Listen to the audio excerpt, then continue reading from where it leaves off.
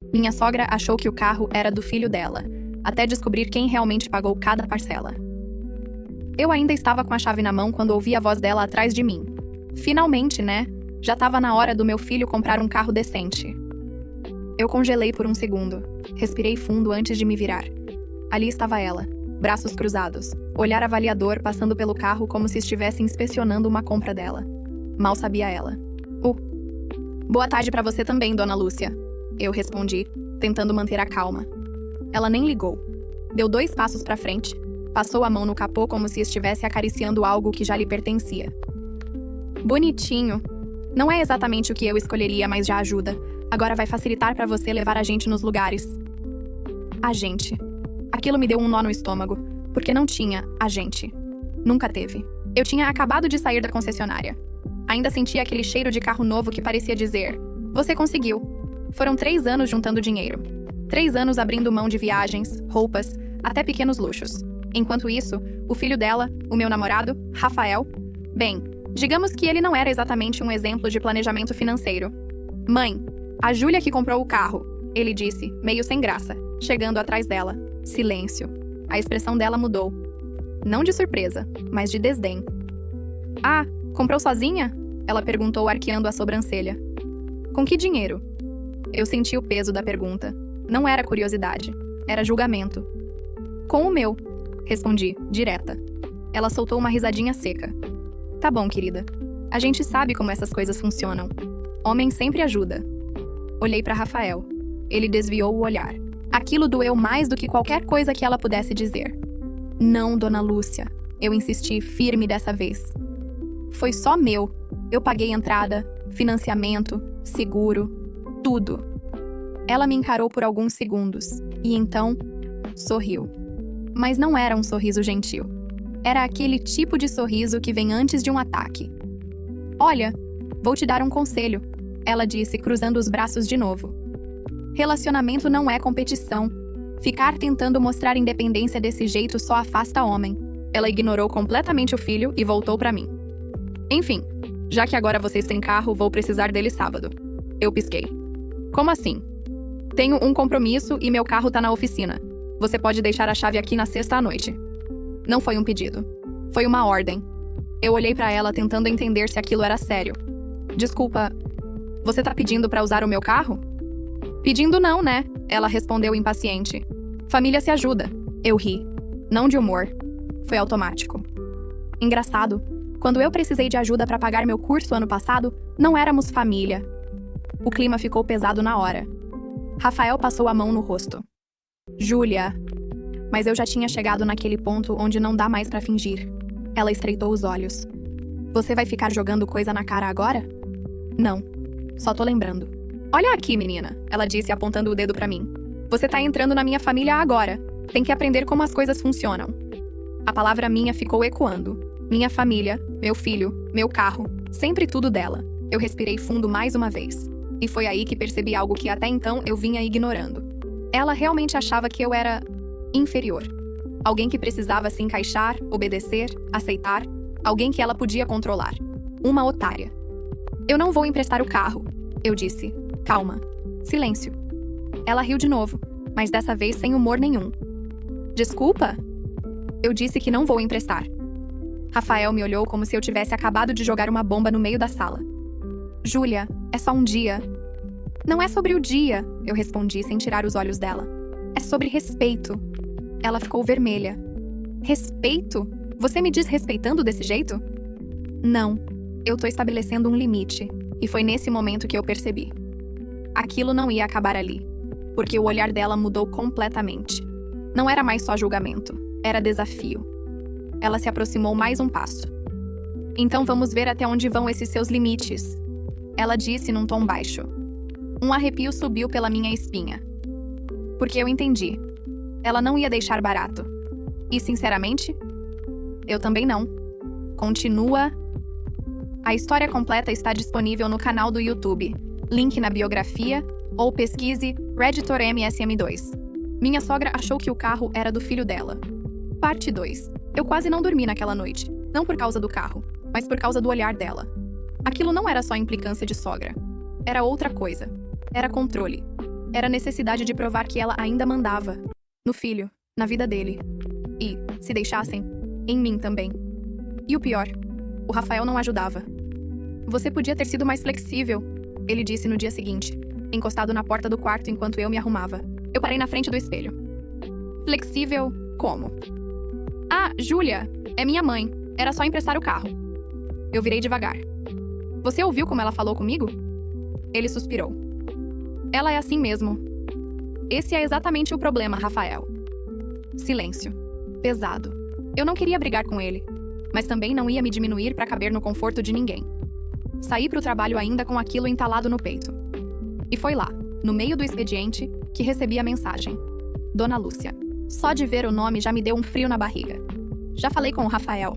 Sexta passo aí para pegar a chave. Eu encarei a tela por alguns segundos. Ela simplesmente ignorou o que eu disse, como se minha decisão não tivesse valor nenhum. Respirei fundo e respondi. Acho que houve um mal-entendido. Eu não vou emprestar o carro. Demorou menos de 1 minuto. Você é bem difícil, né? Eu ri sozinha, mas não era engraçado. Difícil ou clara? Visualizado, digitando, parou, digitando de novo. Você acha bonito criar problema na família por causa de um carro? Meu maxilar travou. Aquilo não era sobre o carro, nunca foi. Antes de continuar a história, comente de qual estado você assiste o vídeo.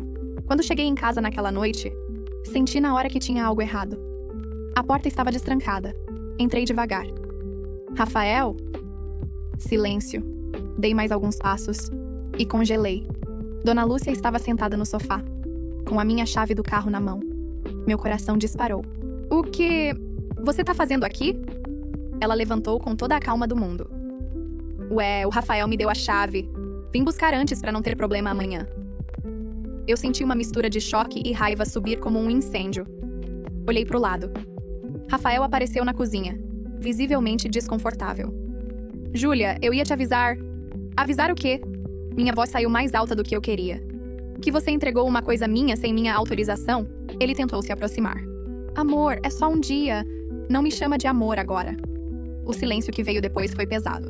Ela cruzou os braços, claramente satisfeita com a situação. Tá vendo? Drama desnecessário. Já resolvemos. Resolvem. Como se eu não existisse. Eu caminhei até ela, estendi a mão. Me dá a chave. Ela não se mexeu. Pra quê? Você mesma disse que não ia usar. Aquilo foi a gota. Eu disse que você não ia usar. Os olhos dela estreitaram. Menina, você tá passando dos limites. Eu soltei uma risada curta. Engraçado. Eu tava pensando exatamente a mesma coisa. Rafael tentou intervir. Gente, por favor. Não, Rafael. Eu cortei. Agora você vai ouvir. Olhei direto pra ele. Você sabia que eu não queria emprestar. Mesmo assim, entregou a chave. Isso pra você é normal?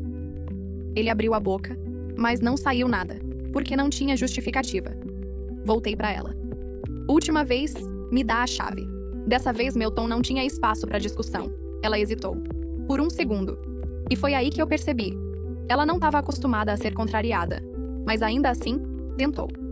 Você vai se arrepender de criar esse tipo de clima. A chave. Silêncio. Mais alguns segundos. E então, com um movimento seco, ela colocou a chave na minha mão.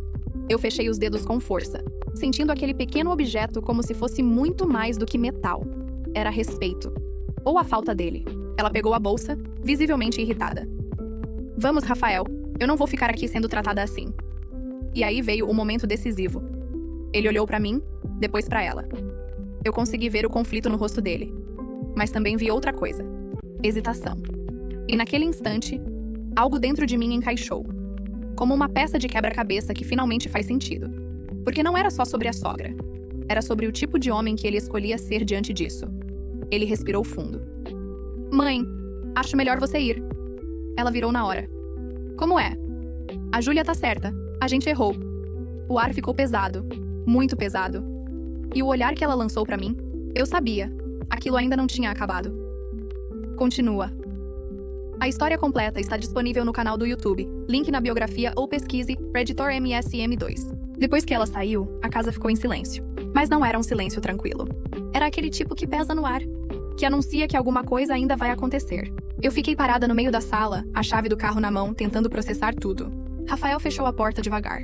Júlia! Eu levantei a mão. Não, ele travou. Agora não. Porque naquele momento eu não queria desculpa. Eu queria entender. Você ia mesmo deixar ela levar o carro? Perguntei, ainda sem olhar pra ele. Eu achei que ia evitar problema. Eu soltei uma risada amarga. Evitar problema pra quem? Silêncio. Pra você? Pra ela? Porque pra mim você acabou de criar um bem grande. Ele passou a mão no cabelo, claramente frustrado. Você tá exagerando? Eu virei na hora. Eu tô exagerando? Minha voz saiu firme e mais baixa. Rafael, você entregou algo meu sem me perguntar. Isso não é pequeno. É só um carro. Não, não é só um carro. Dei um passo na direção dele. São 3 anos da minha vida ali. São escolhas que eu fiz, coisas que eu abri mão. E principalmente, é sobre respeito. Ele desviou o olhar de novo. E naquele momento eu senti algo estranho. Não era só raiva. Era decepção. Eu preciso de um tempo, eu disse pegando minha bolsa. Tempo? Ele arregalou os olhos. Por causa disso? Eu respirei fundo. Não, por causa de tudo isso significar muito mais do que você tá entendendo. Saí. Entrei no carro. E, pela primeira vez desde que comprei, dirigir não foi prazeroso. Foi necessário. Passei a noite na casa de uma amiga. E foi lá, no meio de uma conversa longa, que caiu a ficha de vez. Júlia, isso não começou hoje. Ela disse. Você só decidiu não aceitar mais. Aquilo ficou ecoando na minha cabeça. Porque era verdade, eu só parei de ceder. Na manhã seguinte, acordei com o celular vibrando. Mensagem. Número desconhecido. Abri. Já que você gosta de complicar, vamos ver como você lida com as consequências. Meu estômago gelou. Eu não precisava perguntar quem era. Ignorei a mensagem. Ou tentei, mas no fundo, eu sabia que aquilo não era só provocação. Voltei para casa mais tarde. Rafael não estava. A casa estava vazia. Tudo aparentemente normal. Até eu sair para trabalhar. O carro, meu carro, tinha um risco enorme na lateral. Do começo ao fim da porta. Profundo, recente. Eu parei ali, sem reação por alguns segundos, como se meu cérebro estivesse tentando negar o que meus olhos estavam vendo. Passei a mão devagar pelo risco. A tinta levantada. Aquilo não foi acidente. Foi intencional. Meu coração começou a bater mais rápido. E junto com ele, a raiva. Mas não uma raiva explosiva. Era pior. Era fria. Clara, peguei o celular. Tirei fotos. Respirei fundo. E disquei. Alô. A voz dela veio do outro lado, calma demais. Você riscou meu carro? Silêncio. 1 segundo. 2. E então? Cuidado com as acusações, querida. Eu fechei os olhos. Você me mandou mensagem. Disse que ia ter consequência. E teve? Ela respondeu com um leve tom de deboche. Às vezes o universo resolve as coisas. Eu ri. Mas dessa vez, sem nenhum traço de humor. E você realmente acha que eu vou deixar isso passar? Você que sabe até onde quer ir, ela disse. Mas lembra, família é família. Foi aí que algo dentro de mim mudou de vez. Porque naquele momento, eu entendi exatamente o jogo dela. Intimidar. Controlar. Fazer eu recuar. Mas ela cometeu um erro. Ela achou que eu ainda era a mesma pessoa de antes. Ótimo, eu respondi calma. Então a gente vai até o fim. Silêncio do outro lado. Ela não esperava isso. Desliguei. Fiquei alguns segundos olhando pro nada. E então entrei no carro. Mesmo riscado, mesmo doendo. Porque aquilo ali não era o fim, era o começo. E dessa vez, eu não ia só me defender. Eu ia virar o jogo. Eu fiquei alguns minutos dentro do carro, olhando pro risco, respirando, organizando a cabeça. Porque pela primeira vez eu não queria reagir no impulso. Eu queria fazer certo. Dirigi direto pra uma delegacia. Simples assim. Sem avisar ninguém. Sem drama. Sem plateia. O policial que me atendeu olhou as fotos, fez algumas perguntas básicas. A senhora suspeita de alguém? Eu hesitei por meio segundo. Mas só meio. Sim, saí de lá com o boletim registrado. E uma sensação estranha no peito. Não era alívio. Era decisão. Na sequência, fui até um prédio ao lado da minha rua. Portaria. Câmeras. Exatamente o que eu precisava. Oi, tudo bem? Eu moro na casa da frente. Meu carro foi danificado ontem. Será que vocês podem verificar as câmeras externas? O porteiro me olhou, pensou um pouco e chamou o síndico. Foram alguns minutos de espera que pareceram horas, até que ele apareceu com um notebook. Vamos dar uma olhada. Meu coração acelerou. Avançamos as imagens. Horário? Madrugada. Rua vazia. Silêncio. E então, ela apareceu. Dona Lúcia, caminhando devagar, olhando para os lados, parando exatamente ao lado do meu carro. Minha respiração travou. Volta um pouco, eu pedi. Ele voltou, deu zoom. Dava pra ver claramente o movimento da mão. Algo metálico. E o gesto. Lento, intencional. O risco sendo feito. Eu fechei os olhos por um segundo. Não por dúvida. Mas porque, no fundo, eu ainda queria estar errada. Mas não estava. Você quer uma cópia? O síndico perguntou. Eu abri os olhos. Quero. Saí de lá com o vídeo salvo no celular. E pela primeira vez desde tudo isso começou, eu me senti no controle. No caminho de volta, meu celular começou a tocar. Rafael. Ignorei. Tocou de novo. Ignorei. Na terceira, atendi. Júlia, minha mãe me ligou chorando. O que você falou pra ela? Eu ri. Sério, eu ri. Ou nada que não fosse verdade. Ela disse que você tá acusando ela de coisas absurdas. Eu não tô acusando. Eu tenho prova. Silêncio pesado. Como assim? Prova? Ele perguntou mais baixo. Câmera, vídeo, ela riscando meu carro. Do outro lado, só dava pra ouvir a respiração dele. Isso não pode ser verdade, ele murmurou. Mas é, mais alguns segundos de silêncio. E então veio a frase que mudou tudo. Você não vai levar isso adiante, né? Eu parei o carro. Na hora. Desculpa, o quê? Júlia, pensa bem. É minha mãe. Aquela frase de novo. Sempre ela. Eu respirei fundo, mas dessa vez, não pra me acalmar, pra ter certeza do que eu ia dizer. E eu sou quem, Rafael? Silêncio. Porque até agora parece que eu sou sempre a pessoa que tem que entender, ceder, relevar, enquanto ela pode fazer o que quiser. Não é isso. É exatamente isso. Eu olhei pro volante, pro risco ainda visível na memória, pra tudo que eu engoli até ali. Eu vou levar isso até o fim, sim, eu disse firme. Porque não é só sobre o carro. Então você vai processar minha mãe? Ele perguntou incrédulo. E se for necessário, vou! Do outro lado, o silêncio virou distância. Dava pra sentir. Eu não sei se consigo ficar no meio disso, ele disse por fim. Aquilo bateu. Mas não como antes, dessa vez foi diferente. Porque no fundo eu já sabia. Você já tá no meio disso, Rafael, respondi. Só precisa decidir de que lado. Desliguei, sem esperar a resposta. Fiquei ali por alguns segundos, sozinha, mas pela primeira vez, sem me sentir pequena. Porque agora não tinha mais dúvida, não tinha mais manipulação. Não tinha mais talvez. Tinha prova, tinha limite. E principalmente, tinha escolha. E eu já tinha feito a minha eu não contei pra ninguém o próximo passo. Nem pra minha amiga. Nem pro Rafael. Muito menos pra Dona Lúcia. No dia seguinte acordei cedo. Organizei tudo. Boletim de ocorrência, fotos, vídeo, orçamento do concerto, que inclusive não era barato. Cada detalhe separado. Porque dessa vez eu não ia falar com emoção. Eu ia falar com fatos. Fui direto até um advogado. Expliquei a situação. Mostrei tudo. Ele assistiu ao vídeo em silêncio. 2 vezes. Na segunda, ele pausou bem no momento em que ela encostava algo na lataria. Isso aqui é bem claro, ele disse. Dano ao patrimônio. Intencional. Eu assenti. O que eu posso fazer? Ele cruzou as mãos na mesa. Você pode entrar com uma ação, pedir ressarcimento e, dependendo do caso, até danos morais. Eu fiquei em silêncio por alguns segundos, porque ouvir aquilo tornava tudo real demais. E se eu quiser tentar resolver antes? Ele deu um leve sorriso. A gente notifica. Saí de lá com um documento pronto. Simples, direto, sem espaço para interpretação. No mesmo dia mandei entregar. Na casa dela. Eu sabia que aquilo ia explodir. Era questão de tempo. E não demorou. Menos de 2 horas depois, meu celular começou a tocar. Nome: Dona Lúcia. Atendi, porque dessa vez eu queria ouvir. Você enlouqueceu? A voz dela veio alta, tremendo de raiva. Mandar papel de advogado pra minha casa? Eu preferi fazer da forma certa, respondi calma. Forma certa? Ela quase riu. Você tá me tratando como criminosa. Você riscou meu carro. Silêncio. Curto, pesado. Você tem coragem de fazer isso com a família do seu namorado? Ela tentou de novo, mudando o tom. Manipulação. Clássica. Mas não funcionou. Não mais. Família não destrói o que é dos outros, eu respondi. Você não tem prova de nada. Eu fechei os olhos por um segundo e soltei devagar. Eu tenho vídeo. Silêncio. Dessa vez, longo. Quando ela falou de novo, a voz já não era a mesma. Que vídeo? Das câmeras.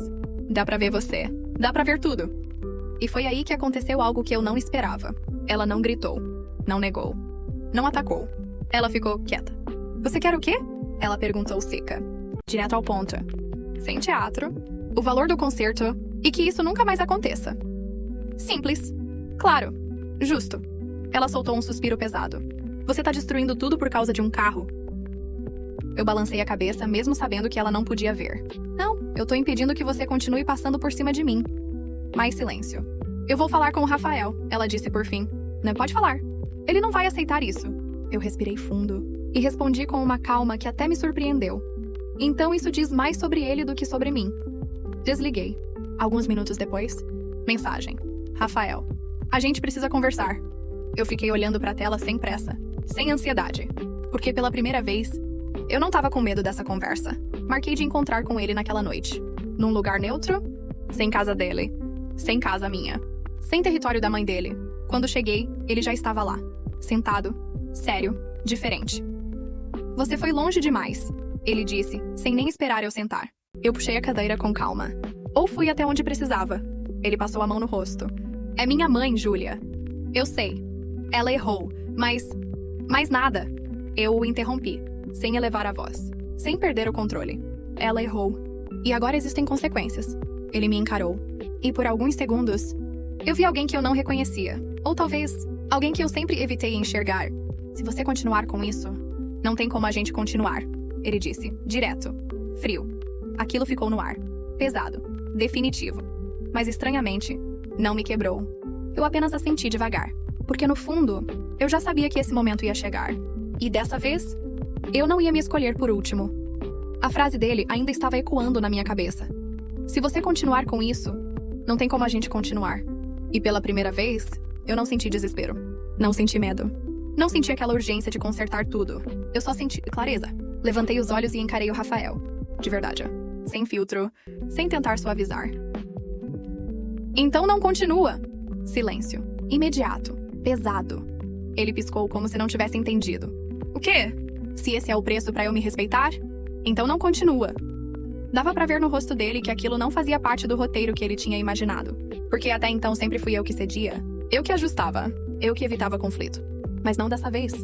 Você tá terminando comigo por causa disso? Ele perguntou incrédulo. Eu balancei a cabeça devagar. Não. Eu tô terminando porque isso mostrou quem você é quando precisa escolher. Ele abriu a boca pra responder.